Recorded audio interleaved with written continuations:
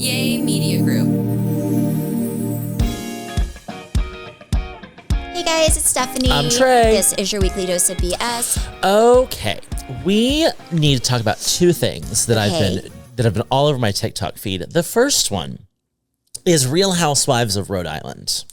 Oh, so they are coming in hot and heavy. I've not watched one episode, by the way, but I hope you have. I've seen some stuff on TikTok. I've been behind, but I caught up this weekend. Okay. But where I'm most locked in at the moment is one of the women, and I don't remember, I think it's Rula. Her husband, and this is like a story that's happening on the show right now. Her husband had a mistress a while ago. Mm-hmm. And so we're watching this conversation unfold because the women are saying, hey, he didn't have a mistress a while ago. He has a mistress now. And she's like, no, he doesn't. It was a while ago. Which I don't understand. Maybe, I don't know. Maybe I'm just different this way. If someone came to me and said, your husband has a mistress, I'd be like, what? Yeah. Like, I would be like, what do you know? I would not immediately be defensive. I'd be like, tell me what you know, and we're going to go jump this man together. Yeah. She was defensive. So the women are like, no, he has a mistress right now. Well, so the mistress has come out recently, this past week, and posted photos of herself in this woman's house. Oh, I would kill while somebody. she was filming. I would kill somebody. This is where it gets even better. I would kill both of them. You know what the husband does? What? He files a lawsuit against the mistress because she broke her NDA. Well, I think that mistress is fucking crazy, which is great because, and I think he's crazy. I love when somebody's crazy though, because I feel like it's like you cannot, I mean, but to you go and cannot sue have your worse mistress for a breach of contract? What in the world? I would sue somebody if I felt like they were. I would sue her because I think she's fucking crazy and she's kind of stalking them. She's the craziest person from what I've seen. I would sue somebody for that. But you know what? Also, like, good for him to pick the most crazy person. Like, I feel like if you're gonna fuck up and be a horrible person, I hope it blows up in your face. And it did. I don't even know this man. I've never watched one episode.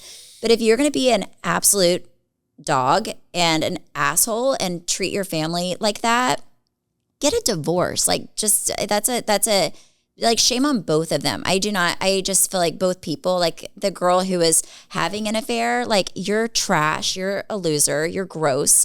Like, you knew somebody was married. But there's like a personality defect with both of them because it's called partner poaching. It's a gross thing. And this is my psychology major coming back. It's just a gross thing. And then also for the man, like, just get a divorce. Like, it's why put your wife through something like that where, I mean, I feel sorry for the wife, like nobody else. She's the victim in this whole thing. And I think for him, there's no better thing than it to blow up in a big way in his face, because this is like, if you're going to fuck up your life, then I hope that it's a miserable situation for you. And this is everything that it should be for him. Mind you, the women found out about this when they were filming the show a year ago because this woman had posted photos of them together previously. That's how so it was messy to begin with. And then he on the show right now is saying, like, that was a while ago, that's behind us, da-da-da-da. This was my favorite part. He was like, people are just talking because they're jealous. No, they're not jealous. What? They feel sorry for you. No. Huh? I do think people can change and be a better person and make amends. And I've told Trey this before with other people that we've known. I do think people can change, and I don't think, you do a bad thing and you're a bad person forever. But I think you have to want to change. I think you have to be actively trying to change and better yourself. And, but if you're still lying and sneaking and you brought somebody who's super unstable, because a healthy person is never going to be a healthy person with a good self-esteem and good moral compass and values is never going to be looking at somebody they know is married and say, I want a piece of that. I want to jump in this life. I want to make it messy. I want to hurt another woman. And a healthy, good man is never going to be like, you know what?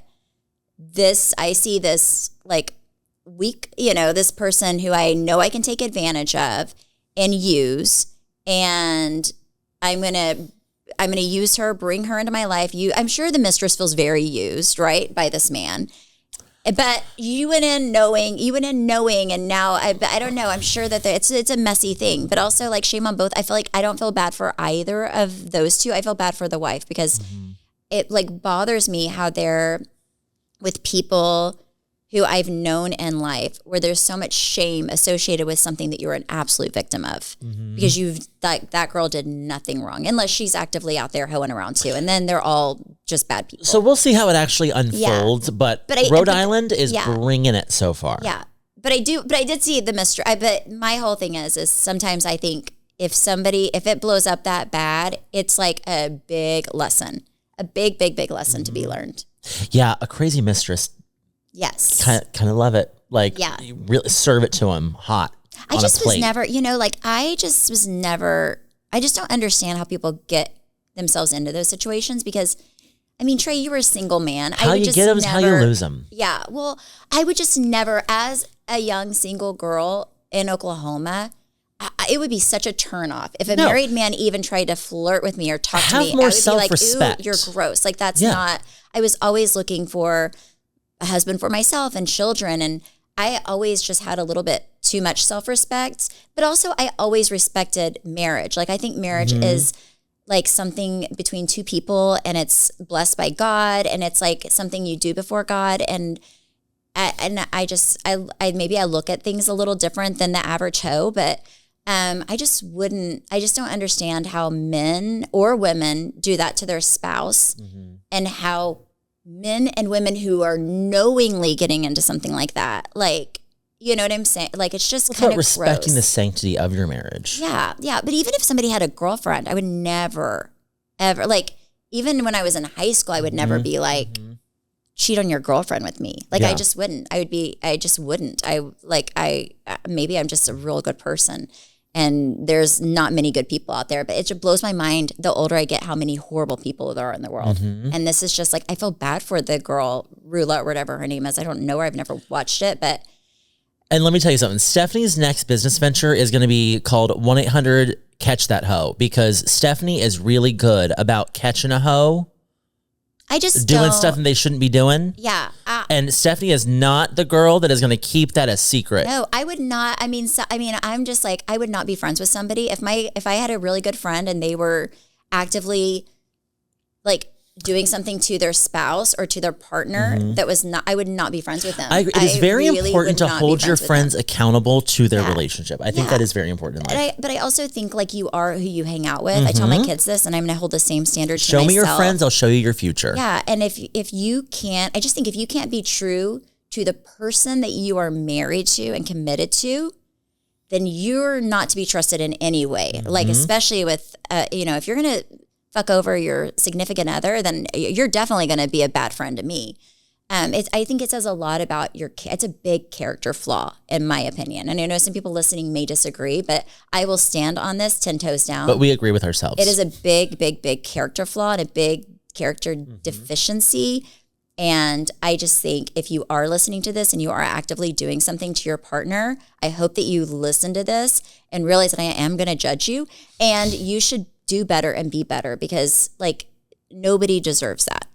And I have had a lot of friends who have had, usually it's girls who have their husbands do, and I do not hold secrets. Like I probably half husbands will hate me because I will tell on them. But I'm very honest with the husbands. Like even if I don't know you very well, I will tell your wife. Like I'm not going to let you put your wife's like sexual health in jeopardy because you're a hoe. Like not going to happen. Amen. All right, we're going to take a break real quick. We'll be right back. And then we're going to talk about my next topic on my TikTok feed. Yes. Okay. So I've been wanting to talk about this for weeks, but more and more has come out about this. Okay. This Haley Beck story. Oh, which is another thing. Like, don't be a teacher and be a nasty pervert. This is going to get me out of If you're not familiar with this Haley Beck situation, you might not know her name, but you might know who Noah Beck is. Noah Beck he rose to fame on TikTok. He's now an actor, an Instagram model, and has like 33 million followers he has or something. A huge following. his sister is a teacher. She has been suspended from her teaching role because of an inappropriate relationship that she was having with a student. Now, if you have to go on TikTok and you have to see these messages. She started having this inappropriate relationship. I think it was 2 or 3 years ago. So the kid was either a sophomore or a junior at the time. He was 18. He reported it, but she was not the only teacher that was having an inappropriate relationship with this kid. But if you go read this, I watched this. There was a defense attorney, or maybe she was a public defender, that posted a video about this. And what she was saying was, I don't know that we can really, like, in the court of law, call him a victim with, like, how these messages read, because he was very much in control of her. And it's just reading the messages. It's so cringy and awful for her. Like, I mean, he was... But he's a victim, Trey. He's underage. Yes, he is. He's but a child. He was roasting the shit out of this girl. I mean, like, it was crazy. So she was 27. He was 16 at the time this started. Here's Crazy. the thing. Kill a teacher Here's the thing, touched my kid. His parents knew. Which is, again, like, that's kind of what I heard today. That blows my mind. His parents knew that something was going on, but they didn't report anything, and they are not the ones pressing charges because they did not want some sort of sexual assault to impact his opportunity to get college scholarships. That is a really awful sacrifice to make for your kid. Yeah. But reading the messages, I mean, he was definitely like, she would pay him to give her compliments, and his compliments would be like, the dress you're wearing matches your hair. And she's like, $5. And he's like, thanks. I actually want 20. And she's like, well, are you going to tell me you love me? And he's like, good night. And he's like, your eyes are the color that they are. She's like, $5 more. So what's funny is he is like kind of the voice of reason when you're reading these messages. And he's like telling her this is wrong. He's like, hey, you're banging a student and you're dating a cop. That's kind of weird. Yeah. And she definitely has feelings. And he's like, I don't know why you have feelings. Yeah. And he's like, he's making it very clear, and like, hey, I'm in this for money and a good time. That's all I really care about. Oh yeah. Like he is, it's so my favorite one, which is, so first of all, when you read these, like there's somebody that read all the police report and I just said, took a bath and listened. I just scrolled. So I was like, oh my God. Suddenly, I've never done anything embarrassing in my life. Oh my gosh. Because they are the secondhand embarrassment I have for the situation. I mean, like, oh my gosh. Horrible. So the first teacher, the reason this got found out, there was another, I think she was somewhere in the administration. She immediately resigned, handed over her teacher's license, whatever. Haley Beck did not. She waited an extra 2 months. This investigation was going on. And then as they're searching his phone, they found her. From what I gathered was he was telling her like, hey, the police are looking because of this other teacher. And instead we need to chill. And instead she's still like, what are you doing this weekend? And why aren't you talking to me? Why are you being weird? I'm like, oh my God. Like this girl's nuts. I don't understand. Like this whole thing is, I don't understand. Why do people make the decisions they make in life? This is a case of a girl that did not have any clout in high school. And now she's like abusing her position as a teacher to get to relive her high school days. Yeah. Is exactly what this is. Like she would be show up at their parties and invite them over to swim at all these students over to swim at her pool. It's so weird. It's very, very, very strange. So how this got found out was, parents were aware. The kid's grandma found out about this and was like, well, if the parents aren't going to do anything, I will. She was the one that called the police. Good for her. But it was so crazy as I saw where the guy's girlfriend said that everyone was aware that this was happening. And even people at this, the school, people that worked at the school, and nobody really said it blows my mind. I mean, it's crazy. Crazy. Weird. Well, Yeah. Noah Beck obviously hasn't said anything about this. He really hasn't posted anything since this happened, but people were kind of going after him to make a comment. I wouldn't make a comment either. Like it's a very unfortunate situation that has nothing to do with him. Yeah. But go read the messages. It will make you crawl in your skin. It's so just like embarrassing. She talks about one night how she cried herself to sleep or I think he texted her and was like, "Hey, sugar mama." And she was like, "I cried myself to sleep last night because you didn't tell me that you loved me." And he was like, "Okay, hey, cry baby." Oh my gosh.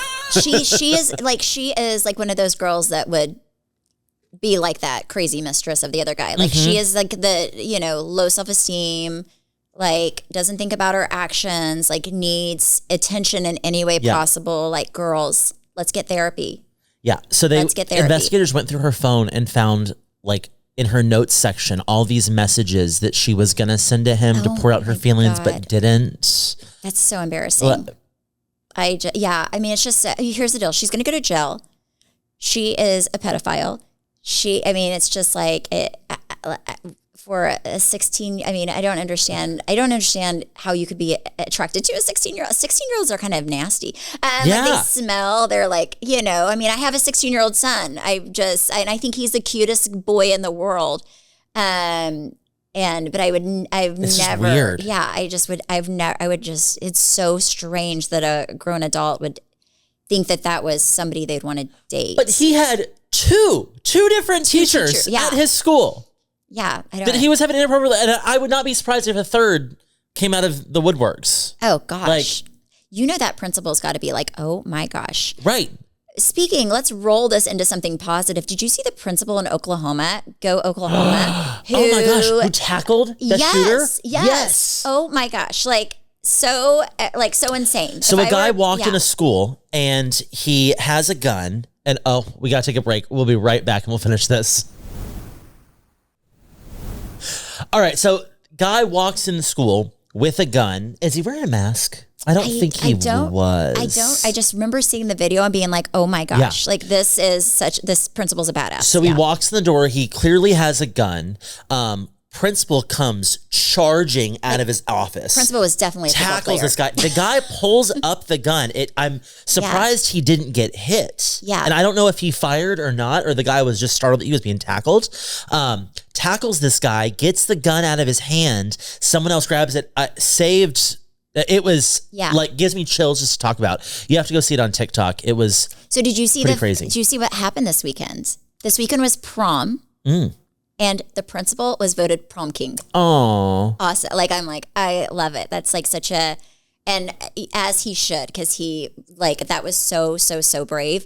And then, but yeah, if I were a parent at that school, I'd be like, oh my gosh, I owe you everything. That's just so terrifying. It's so terrifying that happens. I remember, when was this? After the shooting in Allen at that outlet mall happened. I went. I don't know why. One of your kids, Cruz, actually, it was absolutely Cruz, convinced me to drop off lunch to him somehow. And it was the week after that happened. And trying to get into his school was like an act of God. It was like Fort Knox. And I was like, this is what private schools are for. They ain't playing. No. And they had a sign up that said, we shoot first, ask questions later. Scary. No, I mean, that's the one thing I'm really grateful for. Both of my kids' schools are very, I feel like they take safety of the students very seriously. I mean, I can barely get in as a mom. I have to show them my mom ID and everything. And, but I'm grateful. I'm not even going to be mad that it takes, an act of God to get in there half the time because, I feel like my kids are, are safe. And they have like armed guards and everything else. But the armed guards are just like friends. Like Cruz loves the guy, it's not like, but but it's sad that we need that at a school, at our kids, at the kids' schools. But I love that it's like this Oklahoma principal just did not hesitate. Make it Oklahoma proud. Yeah. Like it was, I'm like, oh, that's my home state. I'm such a Oklahomie. All right. So how's packing looking? Well, if you have any days you'd like to come over, I've actually, I feel like I've done a lot and gotten nothing done at the same time. I told Travis it took me a whole day. We have this one case, in our formal dining room. It has like all these like different vases, and I had to bubble wrap each one of them and their little glass stands. It took me a full day just to do that. Like I was like, oh my gosh, it was horrible. So I went over and helped her last week, and I was like, hey, so like, what is the plan? Like, do you have packers coming? And she was like, no. Yeah, I'm the plan. She's the packer. I was like, okay, this is a lot of space, like 10,000 square feet for little Stephanie Holman to pack. Yeah, it's getting crazy. Through it. Our next podcast may be a Mayday, please come to this address and give me a grab a helping box hand. of some bubble wrap. Yep. I did buy more bubble wrap. Thank goodness. We went through that quick. Oh my gosh, so quick. Well, and that's what I told Travis, because Travis, I love him so much, but he brought me like this like packing stuff that they pack use for lockers. And I was like, babe, this is not, I need bubble wrap. I need something like that's foam like stuff. Yeah, and it's like not very like malleable. And I was like, I need something that like is a little bit easier to use. So then we went and bought bubble wrap. But today I want to start working on, so this is what I've got done. We got both bars, right? And then I did all the stuff in the room and like the wine room in between. I got all of that. That took forever. There was a lot of stuff. We packed the wine first, priorities. No, the wine hasn't been packed. We're going to put the wine glasses. The wine glasses, and then all of our like china and everything. That's all been wrapped up because I was like, I want to take my time and make sure that nothing gets broken. And then I packed that like all those vases. And then today I would like to start packing the kitchen. And I feel like that's going to take a lot of bubble wrap. It is. And then, but I feel like those are the hardest things to pack because there's just a lot of stuff. And then everything else is going to be easier. Like that's where all the glass stuff is. Have the boys started their rooms yet? No, but I said, I'm not doing your room. Like Mama's going to have a nervous Mama will tear this house down with your stuff in it. Yes, like we're good. But on the 5th, our house is going to be like, inside's going to be destroyed. Gutted, yeah. But it's kind of sad. I look around, I'm like, a lot of this stuff is, like we have this great, like, tabletops and like all this like marble and stuff. I'm like, Trey, you should really try to come and collect. Oh, if you don't think I have plans, I have been on TikTok looking at how to disassemble countertops. I'm like, I'm telling you, I'm walking this house like a scrapyard. I'm like, mine. Oh my gosh. Yeah. It's like crazy. Because conveniently, I'm closing on a house the same, like 2 days after she's moving into her rental house. So I'm going to have space that needs furnished. And I'm like, great. He's very excited. Very excited to somehow lift that countertop. Yeah, it's going to be great. Yeah. It is kind of crazy how much stuff you accumulate. I tell clients this all the time, no matter how much space you have, whether it's 700 square feet or 7,000 square feet, you will fill it with stuff over the years. And going through your house, and there's just so much stuff. Well, that's where I'm like, we could throw away a lot. Yeah, well, that's the thing. Travis was going to hire this professional husband and wife packing team to like pack our whole house up. And I said, oh, I love that you were going to give me that. Like, that's a really, really kind, nice gesture. But you want to go through it. I have to go through it because we've lived there for 10 years. Because then you're putting the same stuff back that you had and you don't. And then I would say we've probably filled a trash bag for every box we've also filled. Oh yeah. Wouldn't you say? Absolutely. Yeah. Like even right now we have, I love my housekeeper because I was like, I had like 50 vases. Like every time he bought me flowers, my sweet housekeeper would like clean the vases and put them away. And I laid all of them out and I was going to just throw them away. And I was like, Maria, do you want these? And she was like, yes. And then I said, Chance, help her get those to her car. Oh my gosh, we have a garage sale? Yeah. I mean, it's, no, we are not going to have a garage sale. No, no, I'm too lazy to even put prices on stuff. $1. I'm like, everything's $1. But I have like these like cups that Travis, I swear, from like whenever we lived in Irving, I would throw those parties, and it was like from, I think it was like Revolver. Oh yeah, yeah, like some alcohol. They gave us like 1 million cups for one of our Byron Nelson parties, like glasses. I think that's a lot of the stuff is just like free stuff you got when you were doing the show. Yeah, and that just like never left. We don't need these. Like this is crazy. So I have those out. I'm hoping Maria will like them, or I'm going to throw them away. Like, but I'm like, well, I also want to make sure that I'm not just throwing stuff away to throw stuff away. Like, I'm like, if she would like it and take it, I'd rather give.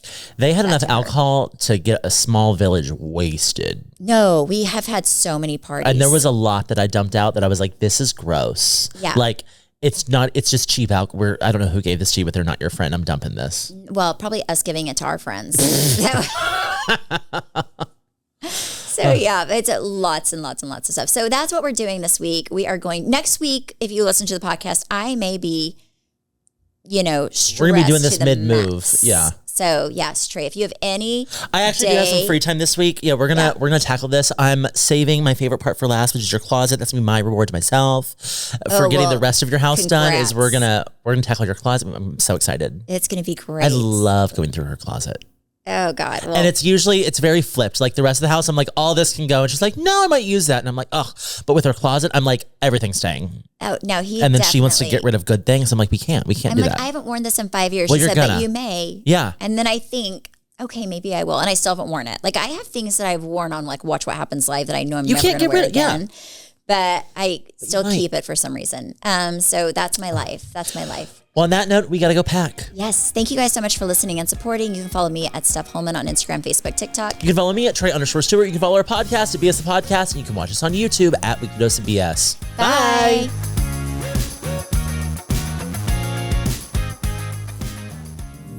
Yay Media Group.